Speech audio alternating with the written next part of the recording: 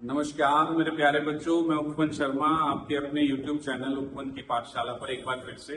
प्यारे बच्चों, हम लोग जैसे कि लास्ट कुछ वीडियोस में आपको रीजनिंग का कुछ टॉपिक के बारे में बताया था, फिर एक मैथ्स का टॉपिक के बारे में बताया था।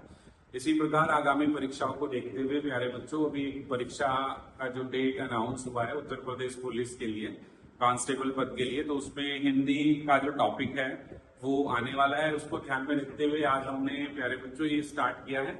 ठीक है, आज हम लोग इस टॉपिक के ऊपर डिस्कशन करेंगे और ये टॉपिक जो पढ़ाएंगी वो हमारे जो संस्थान में मैम है पारुल शर्मा, ये आपको इस टॉपिक के विषय में थोड़ा आपको बताएंगी।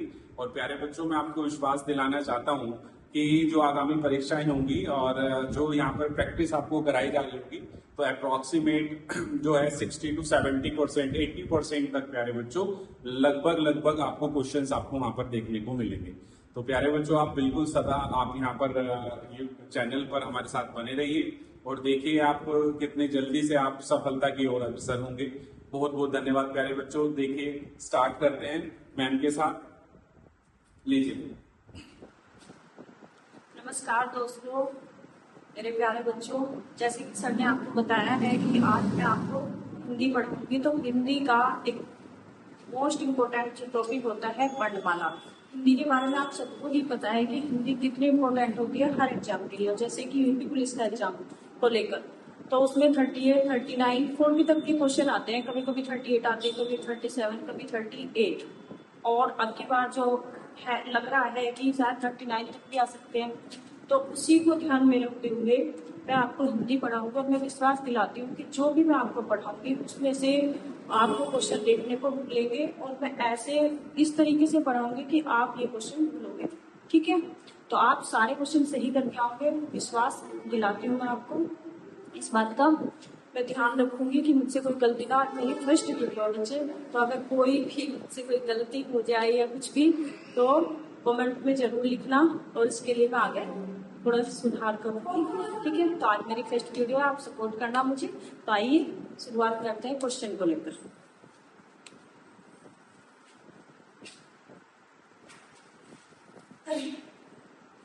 तो प्यारे बच्चों, जैसे कि पहला क्वेश्चन है हिंदी वर्णमाला में उसमें व्यंजन कौन से है। तो मैं सबसे पहले आपको थोड़ा सा से डिस्क्राइब कर देती हूँ कि क्या उसमें व्यंजन होते हैं, क्या दस्त होते हैं। तो पहले मैं थोड़ा सा आपको समझा देती हूँ स्वर किसे कहते हैं, व्यंजन किसे कहते हैं। उसके बाद जो लेके चलूंगी मैं, ये सारे क्वेश्चन लेके चलूंगी। ठीक है,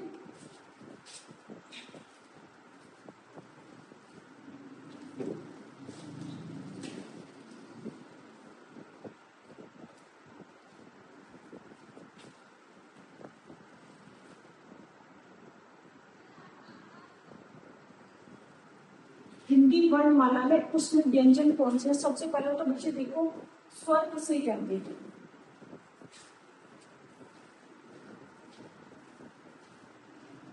स्वर हम उन वर्णों को कहते हैं जो अपने आप में स्वतंत्र होते हैं, स्वर कहलाते हैं। स्वतंत्र होते हैं जो बिना किसी सहारे के बोले जाते हैं, अपना आप में स्वतंत्र में स्वर कहते हैं। जैसे आ ई ई उ री ए ओ और आ। ये प्यारे बच्चों हमारे स्वर होते हैं। अगर हम इस संख्या की बात करें तो स्वर की संख्या 11 होती है। ठीक है, इसमें से अगर स्वर 3 प्रकार के होते हैं।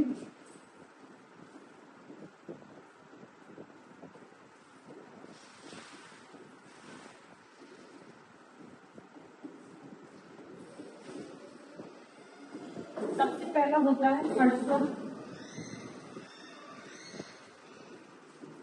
इसका ही दूसरा नाम होता है बच्चे मूल स्वर।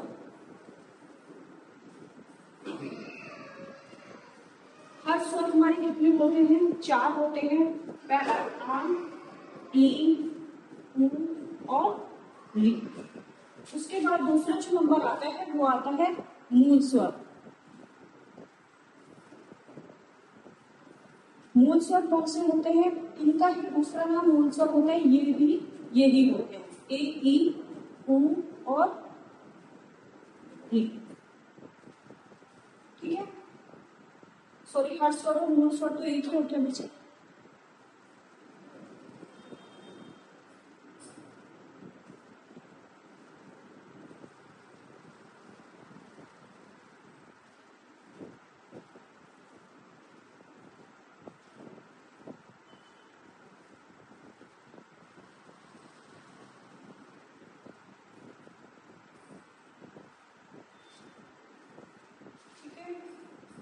इसके बाद जो दूसरा होता है वो होते हैं दीर्घ स्वर।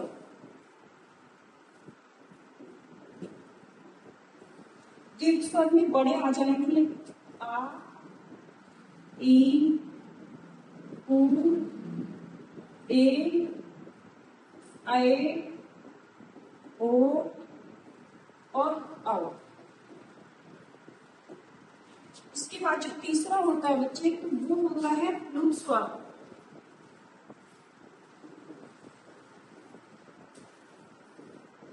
प्लुत स्वर होता है जो किसी को दूर से बुलाने के लिए प्रयोग किया जाता है, जैसे वे राम ऐसे करके लिख सकते हैं, या इसमें आ जाएगा बच्चे ओम। तो देखो एक बार मैं आपको बता दूं, समझा दूं।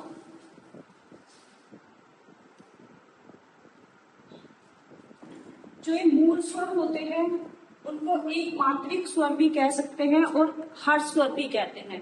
मूल स्वर, एक मात्रिक स्वर और हर्ष स्वर कहलाते हैं। इनकी संख्या की बात करें तो इनकी संख्या बच्चे 4 होती है, आ, ई, और री। दूसरा सेकंड नंबर आ जाएगा हमारा दीर्घ स्वर। दीर्घ स्वर किसे कहते हैं? इन चारों को हटा दो और बाकी जो हमारे स्वर बचेंगे वो दीर्घ स्वर कहलाएंगे, जैसे आ, ई, उ, ए, आई, ओ, औ। इनकी संख्या बच्चे 7 होती है। और प्लुत स्वर ये किसी को अगर हमें दूर से बुलाना हो तो उसके लिए प्रयोग किए जाते हैं, जैसे हे राम, ओम, जो थोड़ा खींच के बोला जाता है। इनको मूल स्वर को एक मात्रिक स्वर भी कह सकते हैं और दीर्घ स्वर को द्विमात्रिक स्वर कहते हैं और प्लुत स्वर को त्रिमात्रिक स्वर कहते हैं। इतनी बात समझ में आए बच्चे? ठीक है, तो इससे आगे लेके चलते हुए मैं आपको थोड़ा सा समझा दूं पहले इसको।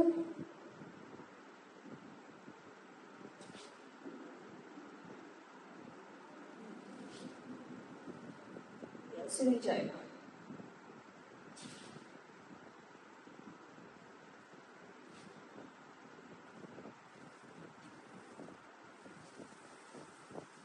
अब बात कर लेते हैं व्यंजन। व्यंजन किसे कहते हैं?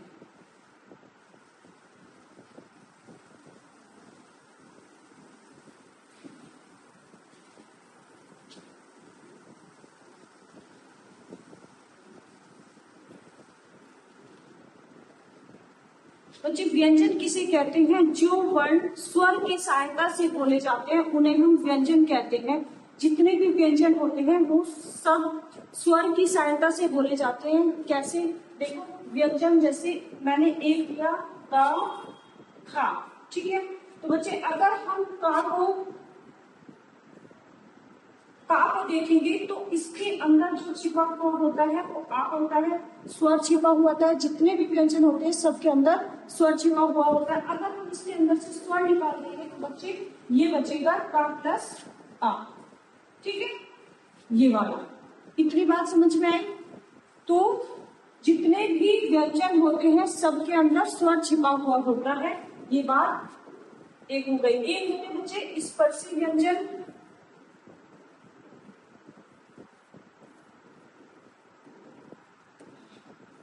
स्पर्शी व्यंजन कौन से होते हैं? का से लेकर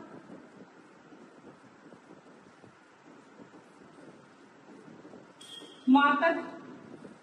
दूसरे होते हैं उसमें व्यंजन, या इनको हम संघर्षी व्यंजन भी कह सकते हैं। तो ये होते हैं सा, सा, सा और हा। एक होते हैं अंतस्थ व्यंजन।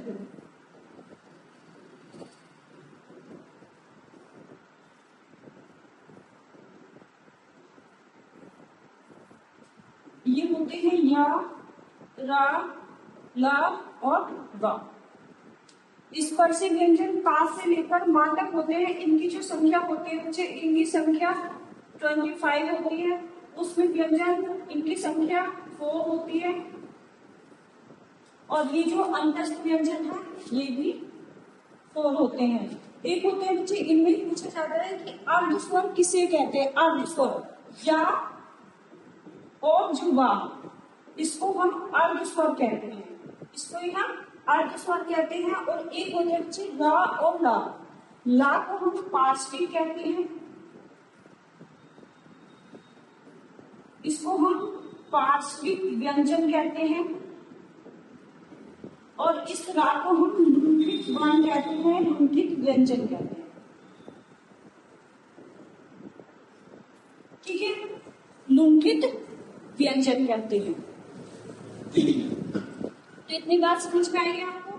तो इसी के आधार पर हम ये क्वेश्चन करते हैं, हिंदी वर्णमाला में उसमें व्यंजन कौन सी है। मैंने अभी आपको समझाया, स्पर्शी व्यंजन होते हैं, उसमें व्यंजन होते हैं, अंतस्थ व्यंजन होते हैं। तो इसमें से देखो, सा, शा, सा, हा, ता, था, धा, धा, टा, ठा, डा और ठा, चा, छा, जा, झा। मैंने अभी आपको बताया कि उसमें व्यंजन कौन से होते हैं। पहला ऑप्शन ही सही है। सेकंड देखो क्वेश्चन, हिंदी के जिन वर्णों का उच्चारण करते समय केवल श्वास का प्रयोग किया जाए उन वर्णों को कहते हैं। तो एक बार फिर से हम थोड़ा सा देख लेते हैं, वर्गीय व्यंजन कौन से होते हैं। उसमें से हम अघोष और घोष वर्ण निकालेंगे। एक होता है बच्चे कावड़, एक होता है चावल, ता, ता और पावर।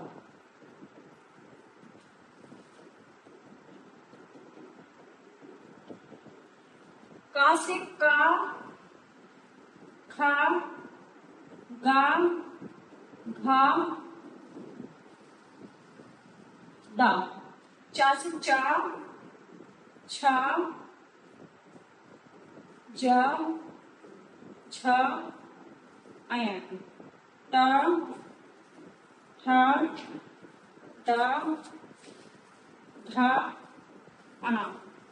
ता, ठा, दा, धा, ना। पा, ठा, बा, भा और मा। बच्चे इसको ये इन्हें हम कहते हैं वर्गीय व्यंजन, या इनका ही दूसरा नाम होता है स्पर्शी व्यंजन। वर्गीय व्यंजन या स्पर्शी व्यंजन, इनका ही दूसरा नाम होता है बच्चे स्पर्शी व्यंजन।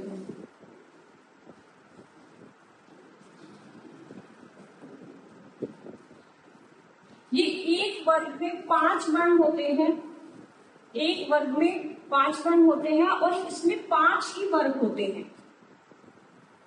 तो इसीलिए इसमें जो वर्ण होते हैं एक वर्ग में 5 में, तो 5 में हो जाएंगे 25 वर्ण। तो स्पर्शी व्यंजन की संख्या जो होती है वो होती है 25। अब बात जो क्वेश्चन पूछा गया है, तो हिंदी की जिन वर्णों का उच्चारण करते समय केवल श्वास का प्रयोग होता है उन्हें क्या कहते हैं। एघोष, सघोष, अल्पप्राण या महाप्राण। तो देखो बच्चे, अल्पप्राण, महाप्राण, अघोष, सघोष वर्ण किसे कहते हैं। अघोष वर्ण होते हैं पहला और ये दूसरा, ये हो जाएंगे दोनों अघोष वर्ण।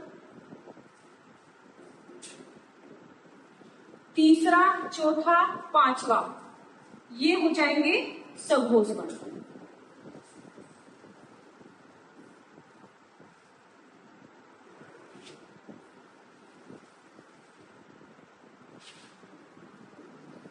सघोष वर्ण। तो ऐसी बात कर लेते हैं कि वर्ग का पहला और दूसरा जो वर्ण हो जाएंगे, पहला और दूसरा पा और खा वाला ये हो जाएंगे एघोष वर्ण।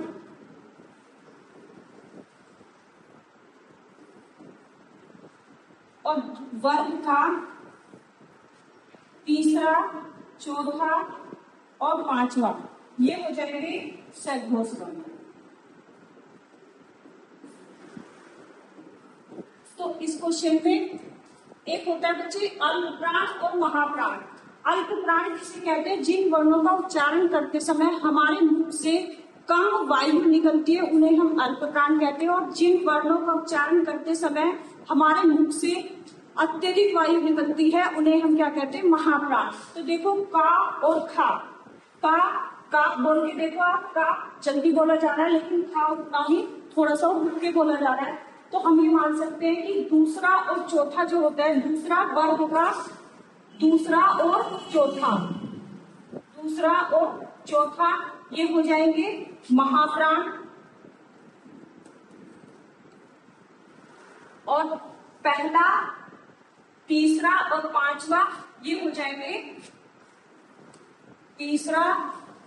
पहला, तीसरा और पांचवा ये हो जाएंगे अल्पप्राण। एक होते हैं भाई अघोष में। अघोष किसे कहते हैं? जो डायरेक्ट ऐसे वर्ण निकल जाते हैं जिनमें कोई कंपन नहीं होती, उन्हें हम अघोष वर्ण कहते हैं। सघोष वर्ण जिन वर्णों का उच्चारण करते समय हमारे मुख से या गले से कंपन निकलती है तो उन्हें हम सघोष वर्ण कहते हैं। का हम बोल रहे हैं तो ऐसे निकल रहा है, लेकिन अगर हम का जब बोलेंगे तो हमारे गले में कंपन होगी। ऐसे ही तीनों ही गा, घा और दाराला। तो इसीलिए ये पूछा है केवल श्वास का प्रयोग होता है तो उत्पन्न हो जाएगा अघोष वर्ण। अगला क्वेश्चन है भाई 11 अलावा व्यंजनों को कहते हैं। मैंने अभी बताया था 11 अलावा व्यंजन होते हैं अन्यस्त व्यंजन। निम्नलिखित में ओष्ठ ध्वनि नहीं है। ओष्ठ ध्वनि पूछी गई है बच्चे। ओष्ठ ध्वनि जो हम ओष्ठ से उच्चारित करते हैं वो ओष्ठ ध्वनि होती है, और जो नहीं तो वो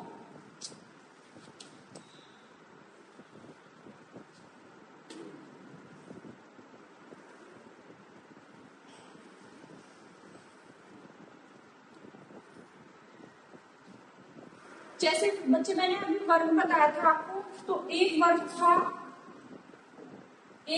था कावर। तो इस कावर का उच्चारण स्थान जो होता है पुणे का वो होता है कंठ से। चावर तालव्य से। तावर मूर्धन्य से। तावर दंडव्य से। और पावर जो होता है उसका उच्चारण स्थान ओष्ठ से होता है। तो पावर में कौन से वर्ण आ जाएंगे? पा, फा, बा, भा और मा। ये पावर में इसमें देखो निम्नलिखित में ओष्ठ ध्वनि नहीं है तो इसमें नहीं पूछा है। तो चावल ये जो चा है ये नहीं है, पा भी है, भा भी है और मा भी है। ये सारे है लेकिन चा नहीं है, तो राइट आंसर हो जाएगा एक।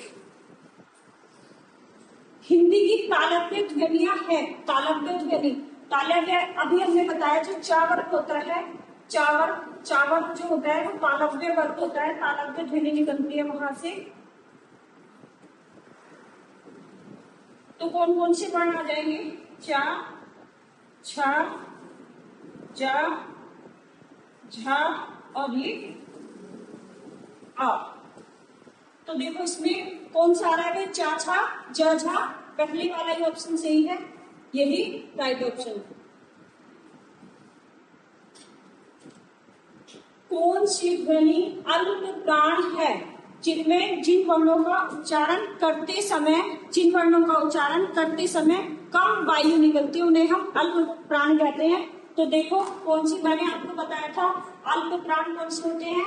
वर्ग का पहला, तीसरा और पांचवा ये होते हैं अल्पप्राण। ठीक है, तो पहले वर्ग में आ जाएगा का, गा, और ये वाला दा। तो देखो इसमें से कौन सी ध्वनि अंग प्राण है? तो का, ये था, ये दूसरा है, ये नहीं हो सकता। का खा गा घा, का खा गा और घा, ये भी चौथा हो जाएगा भाई, तो ये भी महाप्राण में जाएगा। ता था, ये भी क्या हो जाएगा? महाप्राण का है, ये भी नहीं, ये भी नहीं है, तो बचा क्या? ता।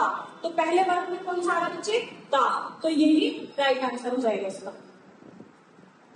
हिंदी की स्पर्श एघोष महाप्राण दंतव्य व्यंजन ध्वनि है। जैसे कि मैंने बताया था कि आपको अघोष और महाप्राण, महाप्राण होता है वर्ग का दूसरा और चौथा, ठीक है। दंतव्य कौन सा होता है? तावल, और अघोष वर्ण होता है पहला और दूसरा। तो देखो इसमें से कौन सी ध्वनि है? माँ, दा, ता, था।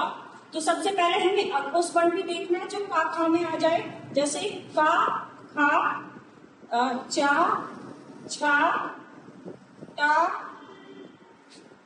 था, ता, था, पा और फा। तो ये हो गए हमारे अघोष वर्ण। दूसरा और चौथा गा, खा, गा, खा, गा,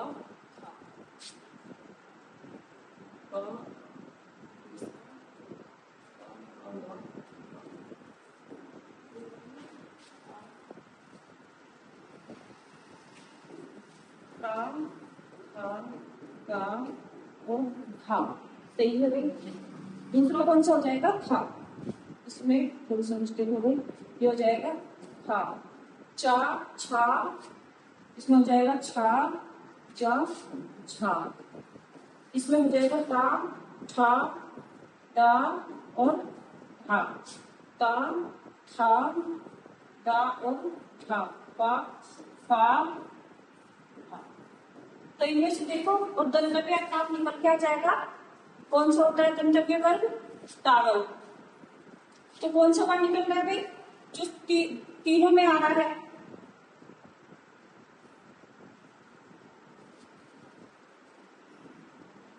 ये वाला हो जाएगा पंड, ये वाला चावल हो जाएगा तालव्य, ये हो जाएगा मूर्धन्य, और ये हो जाएगा दंतव्य। तो इनमें जो है, मुझे जो लग रहा है वो था लग रहा है, सही है। इसमें भी आ रहा है, इसमें भी आ रहा है, महाप्राण में भी है, अघोष में भी, और दंतव्य तो है। तो इसका सी ऑप्शन सही हो जाएगा। हिंदी की स्पर्श घोष महाप्राण ओष्ठ्य व्यंजन।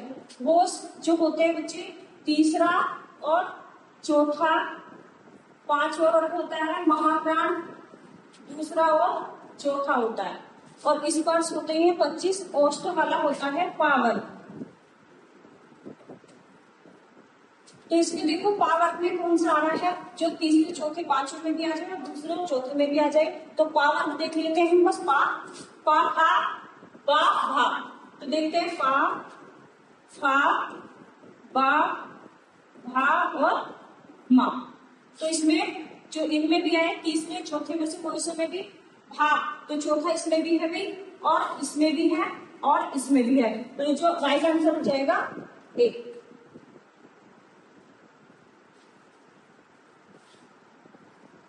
हिंदी की मूर्धन्य ध्वनियां हैं। अभी हमने मूर्धन्य की बात की थी, कौन सा था? एक था कंठ, चा से था तालव्य, और ता से था मूर्धन्य, तो तावल। तावल को देख लेते हैं। ता, ठा, दा, ढा और अना। मूर्धन्य ध्वनि बच्चे ये टाइपिंग में गलत हो रहा है, टा, ठा, दा, ढा, और ये वाला है ये अना। तो राइट आंसर हो जाएगा ये ए। तो बच्चे इसी के साथ ही मैं आज के लिए विराम लेती हूँ। आगे नेक्स्ट क्लास में वर्णमाला का जो बचा है वो आगे कराऊंगी। इसी के लिए आपसे विदा लेती हूँ। धन्यवाद।